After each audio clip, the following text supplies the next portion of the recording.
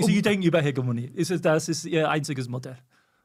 Haben Sie auch ausbuchstabiert? Die Hegemonie ist alternativlos. Im Grunde ist die Hegemonie für Sie alternativlos. Aber das ist doch gefährlich. Ja. Absolut, ja. Ich meine, sie ist gefährlich, wenn die Chinesen sie herausfordern wollen. Es ist gefährlich, wenn die Amerikaner sie nicht behaupten können. Es ist eine Hybris auf ihrer Seite angesichts ihrer Zustände zu Hause und insgesamt der welthistorischen Entwicklung. Sie haben ein fundamentales Problem mit der Multipolarität. Abgesehen von der China-Frage, insgesamt von der Multipolarität. Ich meine, sie kommen zum Beispiel in Brasilien überhaupt nicht mehr klar. Bei Multipolarität promoten quasi alle anderen. Genau. Für Deutschland ist Multipolarität ja die Lösung. Was heißt De-Risking? Anders als mit China weiter, aber nebenbei auch noch mit Mercosur und sonst möglichst vielen anderen. Während das für Amerika die Frage ist Blockbildung. Wie sagt man, Eier in verschiedene Körbe? Ja, genau, das ist die Idee. Risiko streuen. Und ich meine, das ist ja auch Europa gehört ja zur Multipolarität dazu. Europa ist ja Teil der Multipolarität. Ist ja innerhalb Europas zunehmend multipolar, muss man ja auch sagen. Polen zum Beispiel als Machtfaktor jetzt. Aber für Amerika ist es natürlich eine riesen Herausforderung, multipolare Politik zu betreiben. G20 war gewisserweise das Provisorium, das Bush erstaunlicherweise. Ich meine, zuerst Summers und die Clinton-Administration Ende der 90er Jahre nach der Asienkrise dachten sie, oh Scheiße, wir brauchen einen größeren Rahmen. Mit dem IWF geht das nicht alleine. Also wir brauchen einen Legitimitätsrahmen für das, was das IWF macht. Sie setzen sich hin. Ein deutscher Kollege mit Geithner und Summers und sie arbeiten die Liste der Länder durch und haben irgendwelche Kriterien angesetzt und kamen auf 20, wollten auf 20 raus und kamen dann auf diese Liste. Der Reihe nach haben sie die Länder aufgezählt und irgendwie da reingemacht. Ja, ein paar afrikanische Staaten müssten dabei sein, aber im Grunde ist es nur Südafrika. G20 dann. Genau, kam das G20 dabei raus. Und das funktionierte dann auch tatsächlich als Legitimationssystem für 2008, 2009, den Rettungsaktionen damals. Man hat ja das Entscheidende ist, man hat das IWF mit mehr Kapital ausgerüstet, mit mehr Mitteln, sodass das IWF dann gewisserweise globale Rollen erfüllen kann.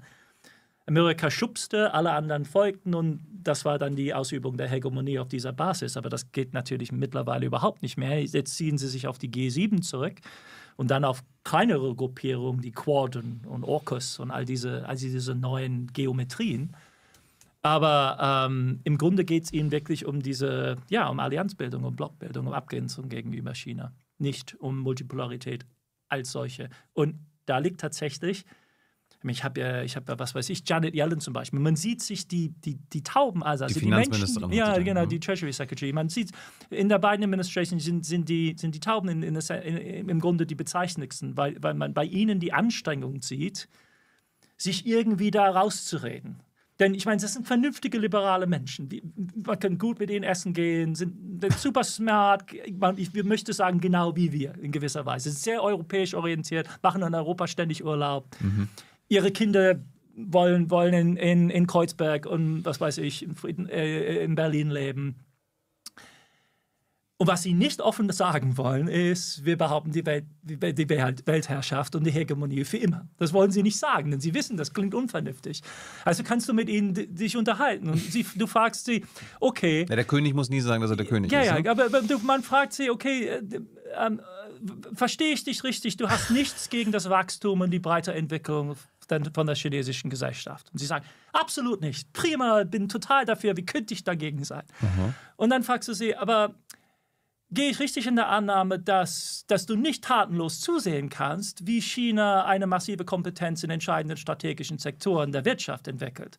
Und sie meinen, das wäre ja vollkommen unvernünftig, dazu kann ich ja überhaupt nicht stehen. Ich meine, es wäre verantwortungslos gegenüber dem amerikanischen Volk und unserer geschichtlichen Mission. Und dann fragst du zurück und du sagst, okay, du bist für chinesischen Wirtschaftswachstum und Entwicklung, aber nur nicht in allen entscheidenden Bereichen. Und dann sagen sie, ja, genau, dafür bin ich. Das ist absolut mein Angebot. Und Sullivan hat es dann ausformuliert, einen kleinen Garten mit hohen Zäunen. Das ist buchstäblich so ein niedliches Bild. A small yard with high walls. Yellen war dort und meinte unverfroren zu den Chinesen, all das, was wir machen jetzt mit diesen Sanktionen gegen Huawei und den Chipbereich, tangiert ja die chinesische wirtschaftliche Entwicklung gar nicht. Wir machen das ja ganz dosiert, das ist ja sehr beschränkt, das, was wir machen. Wir schützen nur unsere Sicherheitsinteressen. Und sie erwartete, dass man das irgendwie ernst nimmt. Obwohl sie Huawei war der viertgrößte private Investor in Forschung und Entwicklung in der gesamten Welt. Huawei, also wirklich Kronjuwel der chinesischen Wirtschaft. Die haben das wie mit Drohnen bombardiert. Ich meine, sie haben diese Firma zerlegt. Sie haben die Tochter des Firmenführers ins Knast jagen wollen. Ich meine, sie haben an Gesamteuropa gegen Huawei mobilisiert. Es ist unglaublich. Und ich meine, man kann sagen, Huawei stellt eine Sicherheitsbedrohung dar. Kann sein, die britischen Geheimdienste haben endlos gesucht und nichts gefunden. Huawei's Software ist einfach voll mit Löchern, können alle ausnutzen, scheint es. Die Amerikaner genauso wie die Chinesen auch. Ist einfach nicht sehr sicher. Aber der Punkt ist doch, man kann ja nicht sagen, dass eine solche Maßnahme harmlos ist. Man kann viel dazu sagen. Aber was ihnen in gewisser Weise nicht gelingt, ist zu sagen, ja, wir führen jetzt Wirtschaftskrieg. Ja, tatsächlich, wir machen damit ernst. Das ist jetzt bitter und hart und es kommt jetzt hart, aber es wird nicht gut für euch. Aber wir setzen jetzt alle unsere Kräfte ein, um euch zu stoppen in all diesen Bereichen. Und das ist unser erklärtes Ziel. Und das Interesse ist, Amerikas Macht zu sichern. Warum? Weil wir die weltführende Demokratie sind und wir erfüllen damit die Mission des Fortschrittes. Die geschichtliche Mission. Die geschichtliche Mission, absolut. So Manifest Destiny. Manifest Destiny, wenn man nur ein ganz wenig kratzt, sagen sie, ja, Adam, du weißt doch, aber letztendlich sind wir doch auf der Seite des Guten.